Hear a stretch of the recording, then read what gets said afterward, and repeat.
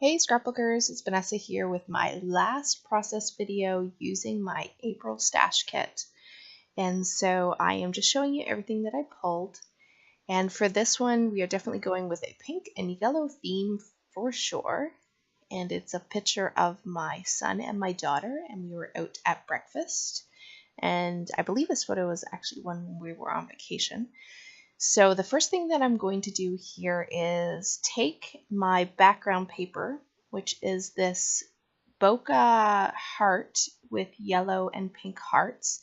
And at first I think I'm going to use this Tutti Frutti Dazzlers paste, and it is completely dried up. So I scrapped that and I went and grabbed my Viva modeling cream, which I have to say, I absolutely love this stuff. It has this beautiful finish to it, and it's so creamy and it's so soft.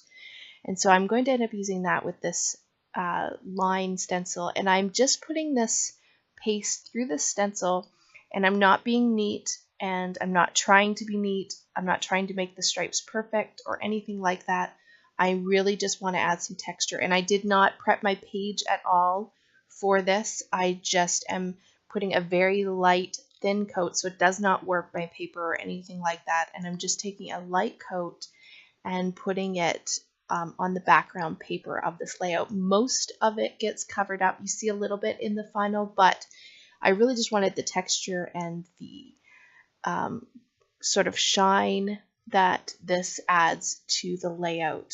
And because my design, like my last layout, I'm going with a very vertical line for my design for this one. So that is all that I add to my background. And then while that's drying, I took this grid yellow piece of paper from the All the Good Things paper pad that I have from Vicky Boutin, and I am using the yellow grid side. And I just gutted the middle of it because I love this paper, so I figured I would probably want to use some of it later. So that grid paper is going to be my back photo, or not back photo, but my back layer. So instead of pattern, or instead of cardstock, I'm using this piece of pattern paper for my mat around my entire layout. So again, my background with the modeling paste is still drying, so I'm going to go ahead and just mat my photo up. I grabbed two of these 7 by 10, I believe, pieces of paper from, again, that All the Good Things collection.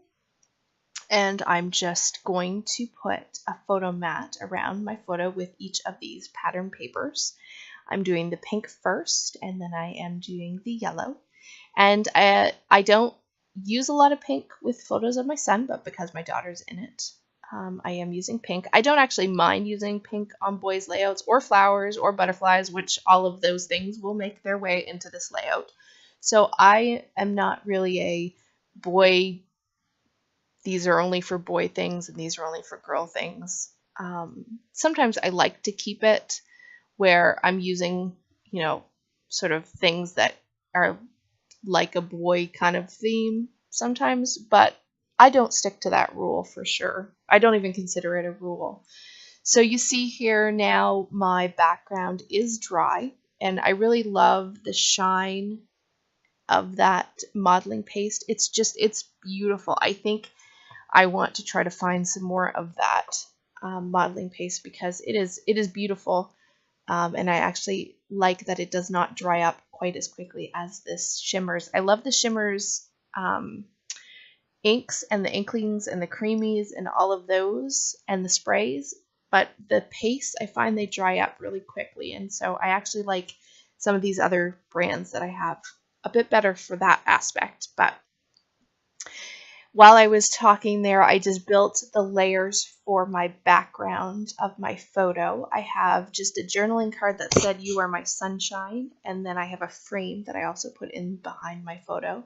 Just adding some different layers. I'm going to eventually put some fun foam behind that photo to pop it all up, which I do that off camera when I go to glue everything down. But as usual, I am going to lay everything out so that you can kind of see here is how I was picturing the design of this.